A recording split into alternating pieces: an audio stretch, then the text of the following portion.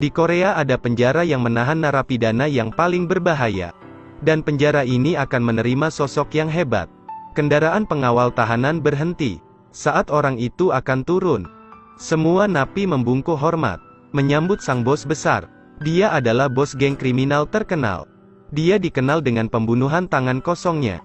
Orang yang tidak setia akan dipukuli di karung pasir sampai mati. Dia bekerja dengan tenang dan efisien. Saat ada yang menindas bawahannya, dia langsung meraih kepala lawan. Patahkan gigi lawan dengan tangannya. Lempar ke gelas bos lawan. Lalu suruh dia untuk menghabiskan segelas anggurnya. Tidak ada yang berani protes. Mereka hanya bisa menuruti permintaannya. Meskipun lawan memiliki kekuatan yang besar, tapi lawan bisa merasakan bahwa orang itu akan susah dilawan. Jadi bagaimana bisa dia dibawa ke penjara? Ceritanya dimulai dari si pembunuh. Di malam itu dia sedang dalam perjalanan pulang. Tiba-tiba bagian belakang mobilnya ditabrak. Karena hujan deras dan mobil tidak mengalami kerusakan, dia tidak memperpanjang masalahnya. Tapi pria di belakangnya tiba-tiba menikamnya berulang kali. Karena lengah dia ditikam 3 kali berturut-turut. Saat lawan akan menikam lagi, dia menangkap tangannya. Setelah menghindari serangan fatal, dia berusaha untuk merebut pisaunya. Tapi karena air hujan yang membasahi lukanya, dia menjadi sangat kesakitan. Jadi dia menghabiskan banyak energi untuk menghadapi lawannya. Untungnya dia memiliki banyak pengalaman bertarung. Saat dia akan menggorok leher lawan, lawan berhasil melarikan diri. Meskipun dia tidak bisa membunuhnya, tapi dia membuat lawan ketakutan. Karena kelelahan dia langsung terbaring dan tak sadarkan diri di jalan. Tak lama dia dibawa ke ruang gawat darurat. Karena mengira bosnya diserang oleh geng lain, bawahannya langsung menyerang sebagian besar geng dalam satu malam. Di rumah sakit bos telah pulih. Bawahannya bertanya siapa yang menyerangnya. Berdasarkan ingatannya, dia merasakan nafas lawan sangat lemah. Jadi pasti bukan anggota dari sebuah geng. Bawahannya menjadi skeptis. Di area ini selain Heo Sang-joon yang pernah dihukum oleh bos, tidak ada lagi yang berani menyentuhnya. Dia meminta kertas dan pena untuk mencatat. Dia mencatat plat nomor mobil pelaku, lalu memerintahkan bawahannya untuk menyelidikinya. Saat itu seorang pria masuk. Dia adalah seorang polisi. Dia duduk dan mulai tertawa. Bos geng ditikam oleh seseorang. Tapi aku datang bukan untuk itu. Tadi malam bukan hanya terjadi padamu. Di penampungan anjing, pemiliknya dibunuh secara brutal. Bulan ini sudah ada 3 kasus pembunuhan. Dan diduga pembunuhnya adalah orang yang sama. Jadi aku datang untuk mendapatkan kesaksian darimu. Aku tidak membutuhkan bantuan polisi. Jika ditangkap polisi hanya akan dipenjara. Tapi jika ditangkap olehnya akan berbeda. Setelah polisi pergi, rekannya datang ke rumah sakit untuk menjenguknya. Tapi tujuan sebenarnya adalah untuk mengejeknya. Dia mengundang artis berbakat untuk membuat sketsa wajah si pembunuh. Lalu panggil bawahannya dan suruh untuk mencarinya. Di sisi ini si pembunuh sedang beraksi. Mangsanya kali ini adalah seorang sopir truk. Sopir itu sedang berteleponan. Dia ingin pulang untuk merayakan ulang tahunnya. Tapi dia meninggal secara tragis. Setelah membunuh, dia duduk di truknya. Dia melihat kue yang sudah disiapkan sopir. Tapi dia tidak merasa bersalah sama sekali. Dia bahkan memakan kuenya. Tanpa diduga masih ada orang di dalam mobil. Mobil terus bergoyang di jalan. Orang itu mati secara tragis di dalam mobil. Tapi pisau si pembunuh terjatuh ke jalan. Keesokan harinya polisi itu memaksa bos untuk memberi petunjuk. Dongsu terpaksa setuju untuk bertemu dengannya. Aku ingin bekerja sama untuk menangkap si pembunuh itu. Tapi siapa yang menemukannya lebih dulu? Dia akan memiliki si pembunuh itu. Aku akan memberimu petunjuk yang aku tahu. Pembunuhnya adalah psikopat. Dia hanya menargetkan orang yang lebih lemah darinya. Tapi aku masih tidak mengerti. Kenapa dia menyerang bos geng terkenal sepertimu? Bos langsung menolaknya. Di malam itu dia bertemu dengan bawahannya. Bawahannya sudah menemukan mobil si pembunuh. Mobilnya ada di gudang. Dan pisau ini ditemukan tidak jauh dari gudang itu. Setelah sadar bahwa itu adalah pisau si pembunuh, dia memiliki rencana baru. Keesokan harinya dia bertemu dengan polisi itu. Dia berniat untuk bekerja sama dengannya. Dia tidak memberikan pisau si pembunuh, tapi memberikan kunci mobil si pembunuh. Aku bisa menyediakan tenaga dan dana bagi polisi. Sebagai imbalannya kita harus saling berbagi informasi. Tapi peraturannya tetap, siapapun yang menangkapnya lebih dulu, dia akan memiliki si pembunuh itu. Rencana resmi dimulai. Bawahannya menggunakan pisau si pembunuh untuk membunuh bos geng. Tidak berselang lama polisi datang di tempat kejadian. Tapi ada yang membuat polisi merasa aneh. Kenapa pelaku meninggalkan senjatanya? Tae-suk mengira ini bukan si pembunuh berantai. Tapi forensik memberitahu hasil pemeriksaannya. Dari pemeriksaannya forensik menyimpulkan bahwa itu adalah si pembunuh berantai. Tae-suk menyadari sesuatu. Dia pergi ke rumah Dong-su. Tanpa mengatakan apapun dia langsung menyerangnya. Tapi Dong-su langsung melakukan serangan balik. Tekad tidak akan cukup untuk melawan Dong-su. Setelah mendengar pengakuan Dong-su, Tae-suk sadar dia sudah dimanfaatkan olehnya. Dia telah setuju untuk bekerja sama. Jadi dia tidak bisa melakukan apapun padanya. Tidak ada cara lain. Dia hanya bisa menutup mata tentang kasus itu. Tak lama berita bos geng yang dibunuh pembunuh berantai itu tersebar.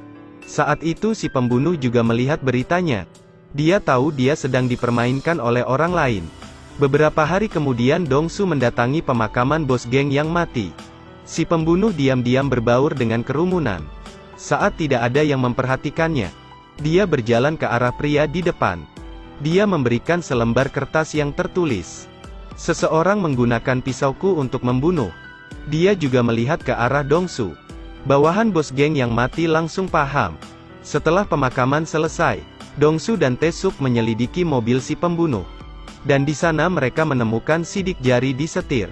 Saat mereka sedang menyelidiki sidik jarinya, sesuatu yang besar terjadi. Para bawahan bos geng yang mati datang menyerang. Dua orang berjuang melawan mereka. Dan bawahan yang memerintah melihatnya dari jauh. Dia tahu bahwa Dong-su yang telah membunuh bosnya. Adegan ini sangat kacau. Dua orang gila melawan 50 orang. Meskipun mereka banyak, tapi mereka tidak bisa mengalahkan Dong-su. Dong-su dengan mudah mengalahkan lawan. Bahkan dia menyelamatkan Tae-suk dari bahaya. Saat itu bawahan yang memerintah menyerang. Dong-su menggunakan kekuatannya untuk melempar lawan. Tapi dia diserang lagi oleh bawahan yang lain. Tae-suk bangkit untuk melawan bawahan yang memerintah. Pertarungan Dong-su sudah berakhir. Pertarungan Tae-suk pun akan berakhir. Dalam pertarungannya Tae-suk tidak hati-hati. Sehingga dia melukai dirinya sendiri. Tapi dia masih ingin menyelamatkan lawannya. Karena dia adalah seorang polisi. Jika berita ini menyebar dia akan mati. Dong-su bergegas mendorongnya, agar Tae-suk tidak seperti itu. Dong-su memutuskan untuk menangani masalah ini. Caranya adalah dengan mengubur semua jasad di tempat yang sama. Keesokan harinya saat di pertemuan, karena terkena tikaman 3 kali, kehormatan Dong-su di mata yang lain tidak seperti dulu. Bahkan ada yang mengejek Dong-su. Dan itu membuat Dong-su marah. Dia memberinya 3 tamparan berturut-turut. Dan lawan pun langsung ambruk di tempat. Saat itu dia menerima panggilan telepon. Dari sidik jari yang ditemukan di setir mobil si pembunuh, polisi dapat mengidentifikasi informasi si pembunuh. Tae-suk pergi ke rumah si pembunuh. Setelah membandingkan foto sketsa dan foto asli, ternyata itu memang sama. Tak lama geng Dong-su dan polisi berkumpul. Sejak kecil si pembunuh sudah dilecehkan oleh ayahnya. Dia tidak memiliki catatan kriminal. Saat ini ibu kandungnya masih hidup. Dan dia masih berhubungan dengan ibunya. Mereka sekarang ingin mencari lokasinya. Dapat ditebak dia pasti menyewa rumah. Tapi uangnya tidak banyak. Jadi bisa dikatakan dia menyewa apartemen lama. Kamar sendiri. Itu akan menjadi lokasi pencarian utama mereka. Tim yang dipimpin polisi dan geng Dong-su segera melakukan pencarian dalam skala besar. 5 kelompok membagi pencarian di area tengah. Banyak hari yang berlalu. Pencarian juga mulai menyempit. Hari itu hujan deras. Dong-su sedang berdiri di pinggir jalan. Dia melihat siswi yang tidak membawa payung dan tidak tahan asap rokok. Dia langsung mematikan rokoknya. Lalu dia memberikan payungnya. Tidak ada yang menyangka Dong-su berdarah dingin itu mempunyai sisi baik juga. Melihat Dong-su yang berbuat baik, dia langsung memperingatkan siswi itu. Orang yang memberimu payung adalah bos geng. Menurutku kamu lebih mirip seperti anggota geng. Tak lama mobil bus datang. Siswi itu bergegas masuk ke mobil bus untuk pulang. Saat malam mereka sedang makan bersama. Televisi memberitakan tentang seorang siswi yang dibunuh secara brutal. Dan mayatnya ditinggalkan di tempat yang sepi. Saat melihat payung itu, amarah Dongsu mencapai puncaknya. Itu adalah siswi tadi siang. Identifikasi pelakunya. Saat ini seluruh anggota geng dikerahkan. Kerumunan berlarian ke jalan untuk mencari. Dan akhirnya bawahan menemukan petunjuk. Pembunuh itu tinggal di apartemen murah. Setelah menerima kabar itu, Taesuk dan Dongsu bergegas pergi ke sana. Bersiap untuk menangkapnya hidup-hidup. Tak lama sebuah mobil perlahan melaju memasuki gang. 3 orang berada di dalam mobil. Juga ada yang bersembunyi di rumah. Setelah mengkonfirmasi bahwa itu si pembunuh, mereka bersiap untuk beraksi. Tapi si pembunuh langsung menancap gasnya. Mengetahui semua rencananya bocor, dia langsung mengejar mobil putih itu. Mereka melaju dengan cepat di gang yang kosong itu.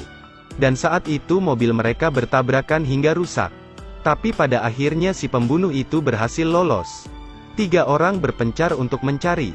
Bawahan menemukan pembunuh itu lebih dulu. Dan saat ditemukan dia sudah dalam kondisi kritis.